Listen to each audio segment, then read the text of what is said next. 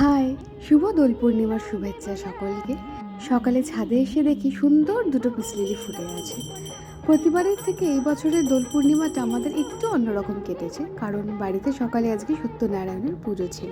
সেই জন্য সকাল থেকে পুজোর একটা আয়োজন শুরু হয়ে গেছে। না হলে প্রত্যেক বছর এই সময় আমাদের রং খেলা নিয়ে একটা তোড়জোড় চলে। তবে এবছরও ভেবেছিলাম রং খেলবো খেলবো না, একটা দোনোমনা ছিল।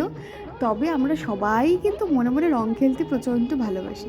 তো পুজোটা আমাদের ওই 10:30 সময় শেষ হয়ে গেছে। তখন একটুখানি চা খেয়ে উপোসটা আমি ভাঙলাম, তার আগে প্রসাদও খেয়েছি।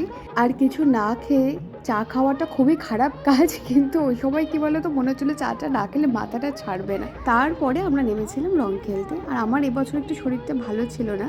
দোল পূর্ণিমার দিনকে আমার পিরিয়ডস হয়ে গিয়েছিলো, সেই জন্য আমি আর সেই দিনকে বেশি রং খেলিনি, বাকি সবাই খেলেছে, আমি একটুখানি আবিরই খেলেছি। আজকের ভিডিওটা তবে এইটুকুই, আজ আসি, কেমন, বাই।